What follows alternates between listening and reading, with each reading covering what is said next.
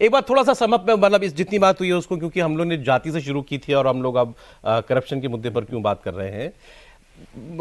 मानना है हमारे एक्सपर्ट्स का मानना यह है कि बीजेपी अपने इश्यूज से अगर ना हिटे, अपनी ना हिले, आइडियोलॉजिकली जो लोग कमिटेड नहीं है उनको बहुत ज्यादा पार्टी के अंदर ना ले, तो उसको ऐसे कॉम्प्रोमाइज नहीं करने पड़ेंगे जाति जनगणना जैसे, जो आज शायद दिखता है कि वो पॉलिटिकल कंपल्शन में करने जा रही है। एक बात हुई सर, उन्होंने जो शुरुआत में बात की थी मुझे बड़ी दिलचस्प लगी थी कि अगर जाति जनगणना हुई तो मुसलमानों में और ईसाइयों की भी जातियां गिनी जाएंगी। क्या मतलब है इसका? नहीं, मतलब जो कहना चाहते हैं वो हम समझ रहे हैं, लेकिन उससे पहले आप आइए, जाति की गणना होगी तो उसका नतीजा क्या होगा। देवेंद्र ने जिसकी तरफ इशारा किया कि एक सोशल अनरेस्ट को आप जो है न्योता दे रहे हैं कि भाई फिर इसकी भी गिनती होगी कि यादव को कितना फायदा मिला रिजर्वेशन का, कुर्मी को कितना मिला, लोध को कितना मिला, और जो छोटी जातियां हैं, अति पिछड़ी जातियां हैं, उनको कितना मिला। उनके बीच में संघर्ष का, लड़ाई का आप एक रास्ता खोल रहे हैं। कहां मिला है फायदा इतना? और अनरेस्ट होगा ही होगा, होगा ही होगा। वो आप जो है, तो ये बात राहुल गांधी क्यों नहीं समझ रहे? राहुल गांधी या कांग्रेस चाहते यही है। राहुल गांधी तो पूरा देश के उनका एजेंडा यही है। भाई कांग्रेस का जो ये ज्यादा हो गया, ये सर ज्यादा बात है कि राहुल गांधी चाहते हैं देश के टुकड़े हो जाए। नहीं, मेरी बात सुनिए सर, जो अभी जो कांग्रेस है, मैंने आपसे फिर से कह रहा हूं, मैं आज की कांग्रेस कभी इतनी गिरफ्त, मतलब अपने 139 साल के इतिहास के अंदर कांग्रेस कभी कट्टरवादी मुस्लिमों के गिरफ्त में इतनी नहीं थी जितनी आज है। ये आपको बहुत सीरियस आपको बात बता रहा हूं मैं, कि मैं रेडिकल इस्लामिक मूवमेंट्स की स्टडी भी करता हूं, समझे ना। तो राहुल गांधी खुद ये चाहते हैं कि कुछ भी करके वो पावर में आ जाए, भले देश का कुछ भी हो। ये तो स्पष्ट दिख ही रहा है ना, बिल्कुल। जिस तरह से वो कह रहे हैं कि भाई ब्यूटी पेजेंट के अंदर कहां है रिजर्वेशन, क्या तरीका है? कोई नहीं रोका है भाई ब्यूटी पेजेंट में आने से? कोई ने कोई को रोका हुआ है क्या? सरकार ने ये कहा, क्या बीजेपी ने ये कहा है कि भाई ब्यूटी पेजेंट तो आजकल एक तरीका हो गया है, मैं उसका एक अलग वो करूंगा, लेकिन जो पिछड़ी जाती हैं उनको कोई ने रोका है उनको आने से? क्या उससे गवर्नमेंट का कोई हस्तक्षेप है या कोई पार्टी का हस्तक्षेप है?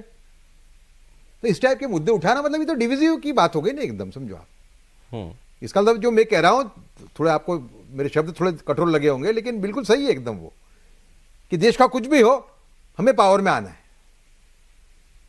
और पावर में आने का यही रास्ता है। हाँ, ये माना जा सकता है कि उनको ये रास्ता दिख रहा है। हाँ, उनको समझ में आ रहा है कि अगर हम आ सकते हैं तो इसी रास्ते से, नहीं तो नहीं आ सकते। नीतीश कुमार जब अलग थे तो ये रास्ता उनको भी दिख रहा था। आप देखें, बिहार ने ही सबसे पहले इस आवाज़ को बहुत ज़्यादा प्रमुखता से उठाई थी। और उसके पीछे रणनीति यह है कि उनको ये समझाया गया, जो हमें जानकारी मिली, कि अपोजिशन वाले लोगों को, उनके जो पॉलिटिकल मैनेजर्स थे, पोल मैनेजर्स उस टाइम पे उन्होंने ये बताया कि बीजेपी को हराने के लिए सबसे जरूरी है कि बीजेपी के राष्ट्रवाद को खत्म किया जाए, और वो राष्ट्रवाद तभी कमजोर पड़ेगा जब आप जाति की आग को उठाएं। हिंदुत्व और राष्ट्रवाद दोनों को जोड़ दें। यहाँ तो आमतौर पर मिक्स ही रहता है। तो अगर इस हिंदुत्व के एकता को अगर आपको तोड़ना है, इस नैरेटिव को तोड़ना है कि हिंदू एकजुट होकर वोट कर दे रहा है प्रधानमंत्री नरेंद्र मोदी के पक्ष में, इसलिए बार बार जीत रहे हैं, तो उसका एक उपाय है कि कास्ट को आगे बढ़ाइए। कास्ट जब जब मजबूत हुआ है, हिंदू तो पीछे जाता है।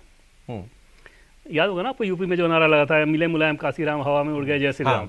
तो उस बैकग्राउंड के आधार पर इन लोगों ने इस काम को आगे किया। आपको ध्यान हो तो दिल्ली में आकर नीतीश कुमार पूरा डेलीगेशन लेके आए थे, हालांकि तब तो बीजेपी साथ भी थी। उसके बावजूद यहाँ सरकार की तरफ से कुछ नहीं किया गया। बाद में गृह मंत्री से जाके इन लोगों ने मुलाकात की, केंद्र सरकार की तरफ से कुछ नहीं किया गया, क्योंकि केंद्र सरकार भली भांति जानती थी कि इस नैरेटिव में नहीं फंसना हमें। समझ, चल मान ली मैंने आपकी बात। मैं ये भी मानने के लिए मान लिया कि बीजेपी शायद अभी भी इतना जल्दी इस पर हामी भरे, तो ये बात खुलकर बीजेपी कहती क्यों नहीं कि भैया ये देश के हित में नहीं है, हम नहीं कराएंगे।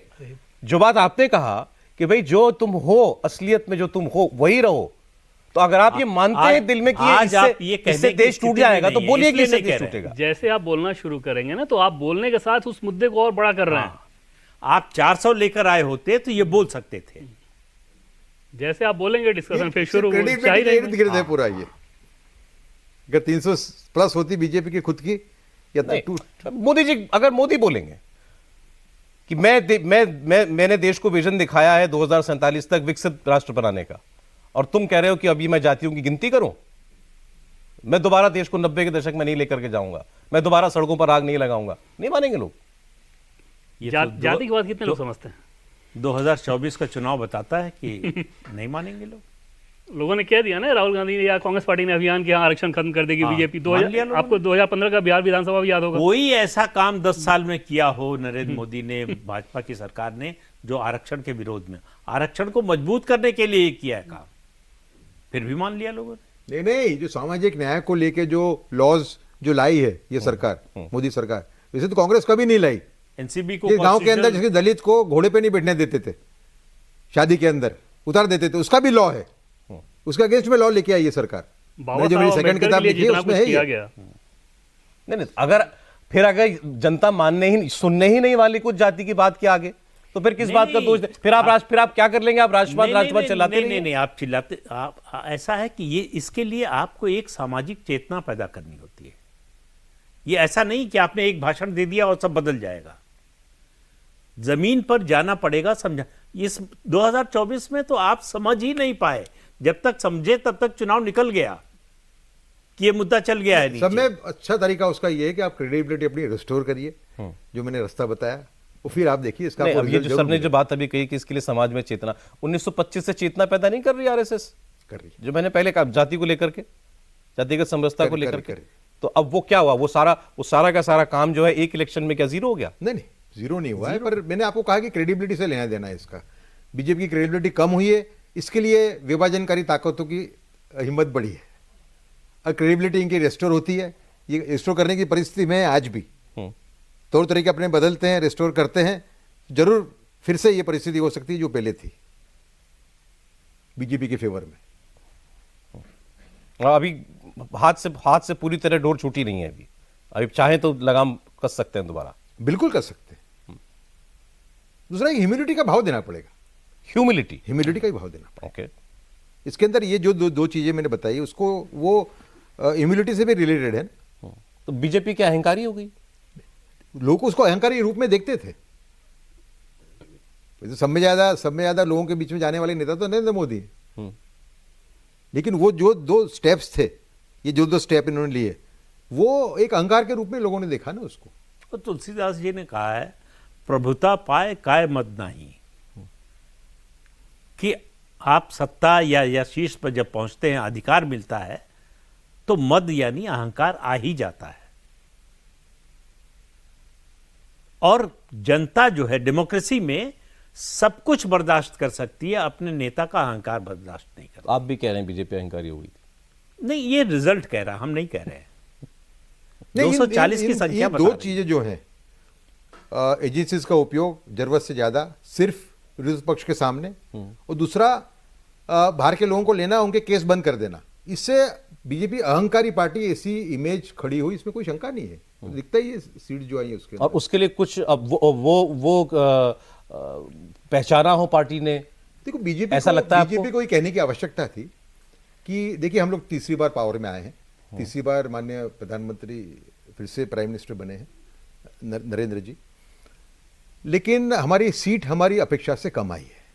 इसकी हम समीक्षा करेंगे और योग्य कदम उठाएंगे, इतना लाजमी बनता था। ये तो नहीं कहा बीजेपी ने। नहीं कहा, इससे मेरा कहना देना, बीजेपी ने तो ये काम तीसरी बार सत्ता में आ गए। ह्यूमिलिटी की बात जो कर रहा हूं, उसको इससे लेना देना, जो मैंने कहा।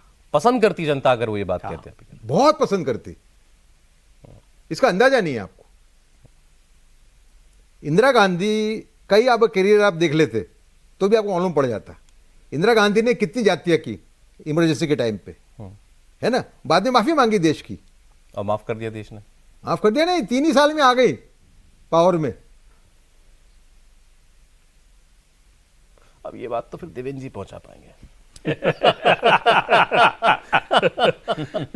मैं इस बात से सहमत नहीं हूँ सौरभ, इसलिए मैं नहीं पहुंचा सकता कि कोई अहंकार है। और वाकई तीसरी बार अगर आप जीत के आ रहे हैं सौरभ, तो ये अपने आप में बहुत बड़ी नहीं, उपलब्धि है। अहंकार ऐसा नहीं है जैसे मैं कह रहा हूं, मैं नहीं मानता हूं अहंकार, लेकिन लोगों ने उसको उस रूप में देखा। समझे आप, लोगों ने उस रूप में देखा उसको, इसके लिए सीटें कम हुई ना, समझो। भाई, राजनीति में परसेप्शन ज्यादा मैटर करता है रियलिटी से। ऐसे तो मुझे सिर्फ सब कास्ट में समझ में आया। अप्रोचेबल आदमी। मेरी बात सुनिए, मैंने ग्रीवेंस की एक स्टोरी की थी माननीय प्रधानमंत्री जी की, आज से 7 साल पहले। ग्रीवेंस सेल का सब में अच्छा जो परफॉर्मेंस है वो इस प्राइम मिनिस्टर का है, तो पीओ में जो ग्रीवेंस सेल है, ग्रीवियंस सेल, अपनी हाँ, शिकायतें बताइए, हाँ जी, हम उस पर कार्रवाई हाँ जी, करेंगे। सब में अच्छा परफॉर्मेंस श्री नरेंद्र मोदी का है उसमें। तो सही रूप में ऐसा नहीं है, समझो आप, वरना ऐसा ही अहंकार होता तो फिर वो लोगों को लगा कि लोगों को इन पार्टी में अहंकार लगे। दो चीजों की वजह से लगा। ठीक है, आप ऐसा नहीं मानते लेकिन? इसको ऐसे भी समझिए ना सर, अगर ये फैक्ट होता, यूपी के लोगों को लगा, मध्य प्रदेश के लोगों को नहीं लगा, सही बात है। अहंकार होता तो दोनों जगह लगता। गुजरात के लोगों को नहीं लगा। गुजरात के लोगों को नहीं लगा, उड़ीसा के लोगों को नहीं लगा। सीटें सिर्फ कम हुई हैं, वो जो कास्ट नैरेटिव, रिजर्वेशन खत्म करने वाली बात जो चलाई गई उसकी वजह से, और वो ग्राउंड पे था। जब बनारस में था तो बाकी जगह तो बात ही छोड़ दी। नहीं, असर तो सब जगह हुआ, कहीं तो ज्यादा, कहीं credibility कम। का तो आप मुद्दा है ही। गुजरात देखिए चाहे मध्य प्रदेश देखिए, विक्ट्री मार्जिन में फर्क देखिए। नहीं, लेकिन वो कास्ट नैरेटिव चल, अगर अहंकार वजह हो सर तो नहीं, तो नहीं, धजिया केवल उड़ाती है। कास्ट नैरेटिव नहीं है। मेरी बात अदरवाइज सुनिए, तो धजिया हो ये- जाती। ये दो कारण बताए, मैं स्पष्ट मानता हूँ एज ए पॉलिटिकल एनालिस्ट जो 30-40 साल से ही काम कर रहा हूँ, समझे ना, जिसने हमें पहली बार मैंने कहा था कि श्री नरेंद्र मोदी भारत के प्राइम मिनिस्टर बनेंगे, समझे आप, तो मैं थोड़ी एक माहिरत रखता नहीं, हूँ बिल्कुल है इस चीज़ सर, के बिल्कुल है। हाँ। अंदर। तो मेरा स्पष्ट मानना है कि आपकी क्रेडिबिलिटी को असर हुआ।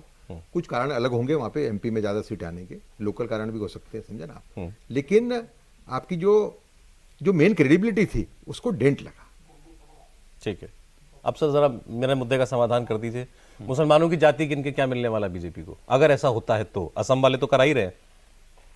नहीं, मुझे तो ये बात देखिए, इस्लाम और क्रिश्चियनिटी धर्म परिवर्तन कराने का सबसे बड़ा आधार यही बनाते हैं कि हमारे यहाँ जातिवाद नहीं है। ठीक है, तो आप तो अपनी जो बेसिक पॉस्टुलेट है उसी को रिवर्स कर रहे हैं।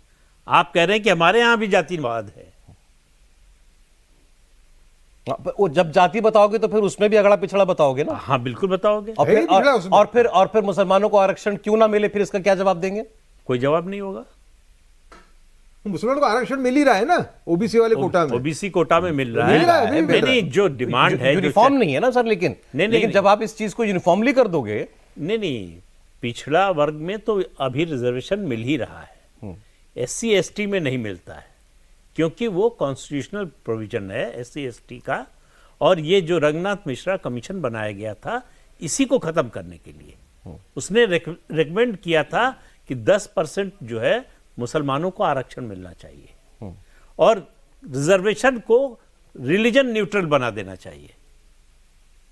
तो ये कांग्रेस का एजेंडा है, असली एजेंडा ये है। उसको मालूम है कि ये 18-20% को पूरा अपने ग्रिप में रखो, पूरी अपने तरह अपने साथ रखो। हिंदू को जाति में बांटना बहुत ज्यादा मुश्किल नहीं है, तो उसका एक सेक्शन आएगा ही, हमारे लिए जीतने में कोई दिक्कत नहीं होगी। अब हो गया इस बार, मतलब एक हद तक हुआ वो मुस्लिम वोट आपको एक पुष्ट कम मिला से कम ही। कर्नाटक और तेलंगाना में तो पूरी तरह हुआ। अब सर देखते हैं जाति जनगणना की ये लड्डू जो है कौन खाता कौन खाता है। हाँ।